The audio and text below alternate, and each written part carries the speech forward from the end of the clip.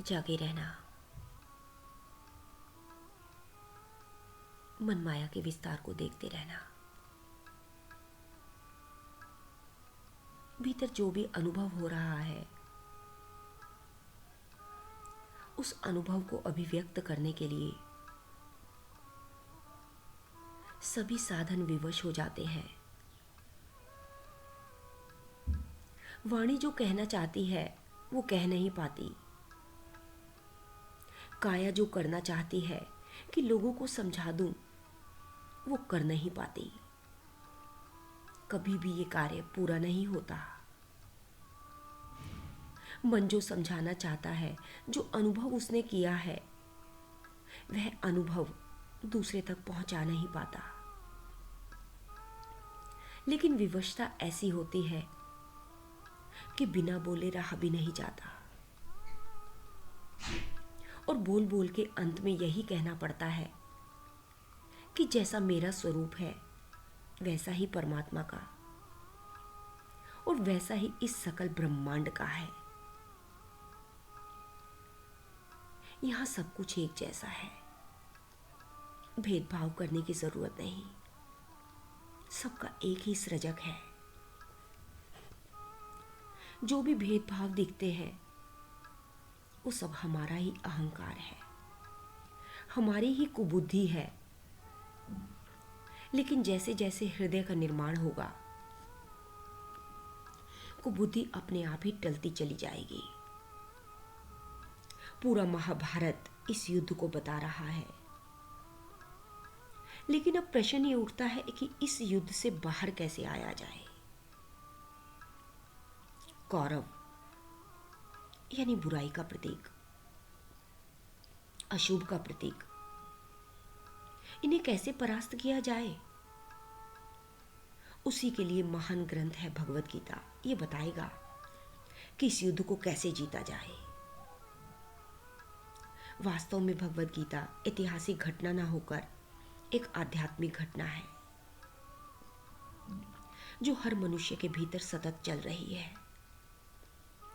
जन्मों जन्म का ये युद्ध जो अज्ञान से चल रहा है, हमारे मिथ्यात्व से चल रहा है, जो मन माया के साथ चल रहा है, जो भ्रांति के साथ चल रहा है, जो क्रोध मान माया के साथ चल रहा है, इन सब के साथ इस युद्ध को अब कैसे जीता जाए, बस यही है भगवत गीता। दूसरे श्लोक से 11वें श्लोक तक सैन्य निरीक्षण चल रहा है। ये निरीक्षण कौन कर रहा है? दुर्योधन। दुर्योधन कौन है, ये समझ लेना बहुत जरूरी है। क्योंकि जैसे ही तुम ध्यान करने बैठोगे, यानी धर्म क्षेत्र में प्रवेश करने लगोगे, भौतिक विचार, वस्तु के, व्यक्ति के, परिस्थितियों के विचार सब तुम्हारे दिमाग को डावाडोल करने का प्रयास करेंगे। उसमें डरने की बात नहीं है। तुम जैसे ही भीतर जाने का एफर्ट करोगे, फौरन दुर्योधन उठेगा। दुर्योधन नहीं चाहता कि धर्म क्षेत्र में तुम्हारी ये पांडव स्ट्रांग हो जाएं।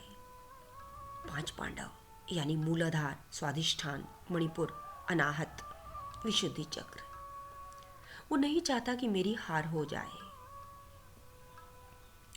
धृतराष्ट्र यानी अज्ञानी को बुद्धि यानी गंधारी से 100 बच्चे पैदा हुए, लेकिन उनका हीरो दुर्योधन है। वो तुम्हारी भौतिक कामनाओं का प्रतीक है। कामना चाहे जो भी हो, संपत्ति की, घर की, संबंधों की, यानी तुम्हारी जो भी इच्छाएं हैं वो सब सांसारिक अथवा भौतिक कामनाएं हैं, जिससे तुम्हें लगेगा कि सुख मिलेगा। ये प्रतीक है सब दुर्योधन का। और जैसे ही तुम ध्यान में बैठने की कोशिश करोगे, दुर्योधन उठेगा। ये सभी प्रकार के विचार भीतर उठेंगे। कोई बड़ी बात नहीं है। धर्म क्षेत्र में पांडव तो लीन होने जा रहे हैं, ये देखते ही दुर्योधन यानी भौतिक कामनाएं उठती हैं। अनुभव हो रहा है या नहीं? दुर्योधन सीधा द्रोणाचार्य के पास जाता है, कहता है, देखो जरा इनकी सेना को, ये धर्म क्षेत्र में प्रवेश कर रहे हैं।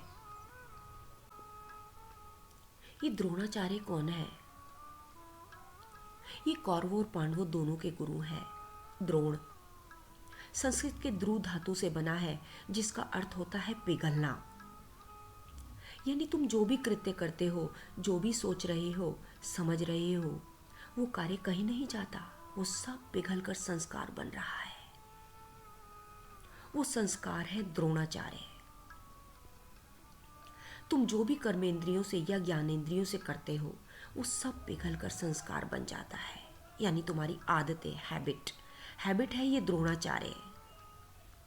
और इन्होंने दोनों से ही शिक्षा ली, कौरवों और पांडवों दोनों को ही शिक्षा दी। यानी अच्छाई और बुराई दोनों एक ही संस्कार से उठती हैं। कर्म के रूप में जो भी हैबिट तुम्हारी ज्यादा होती है, द्रोणाचार्य को उसके साथ रहना पड़ेगा। हालांकि वो रहना नहीं चाहता, लेकिन रहना पड़ेगा। जीवन क्षेत्र में जितनी जल्दी 5 पांडव यानी 5 चक्रों की तुम साधना करोगे, तो जीवन के किसी भी कुरुक्षेत्र में युद्ध होगा, चाहे वो संपत्ति का है, संबंधों का है, स्टडीज का है, प्रोफेशन का है, इस युद्ध को तुम बहुत आसानी से जीत पाओगे। उसके लिए है ये भगवत गीता। ध्यान रखना, जब मनुष्य में बुराई का वर्चस्व ज्यादा बढ़ जाता है, तब पांडवों की यानी अच्छाई को अज्ञातवास में जाना पड़ जाता है। सब कुछ तुम्हारे भीतर है। अब यदि तुम श्री कृष्ण का सहारा लो, तो उस अज्ञातवास में से भली भांति बाहर आ सकते हो। ध्यान रखना, कभी कभी ये भौतिक इच्छाएं तुम्हें धर्म के नाम पर भटकाएंगी। यानी कि अब तुम्हें धर्म के नाम पर पुण्य कमाना है, लेकिन इसमें भी भटकना तो मन को ही पड़ेगा। अब इस मन को श्री कृष्ण को समर्पित करना होगा। ये समर्पण भी 3 प्रकार का होता है। पहला है कंडीशनल सरेंडरशिप, यानी जो तुम्हारे भय से उठा है, अपनी असुरक्षा से उठा है। भय के कारण ही शुरू में अर्जुन ने समर्पण किया था, और इस भय के कारण ही हम सदगुरु के पास जाते हैं। वास्तव में सही समर्पण नहीं है। ध्यान रखना, कहीं तुम तो ऐसे नहीं हो। दूसरा है आंशिक समर्पण। शिष्य कहता है मुझे समर्पण तो करता है, लेकिन पहले मेरी अंतस की धारा या गुरु समझ में आ जाए। क्या गुरु या सदगुरु किसी की समझ में आए हैं आज तक? ये मूर्खतापूर्ण समर्पण है। तीसरा है कंप्लीट सरेंडर, संपूर्ण समर्पण। कृष्ण, तुम जैसा कहोगे मैं वैसा करूंगा। विश्वास, तुम जैसा कहोगे मैं वैसा करूंगा। यह है कंप्लीट सरेंडर। वर्तमान के क्षणों में रहना, क्योंकि आप भविष्य को नहीं बदल सकते, पर आप अपनी आदतें बदल सकते हो। और निश्चित रूप से आपकी आदतें आपका भविष्य बदल देंगी। भीतर देखना, न ये शरीर तुम्हारा है और न तुम शरीर के हो। अनुभव हो रहा है क्या?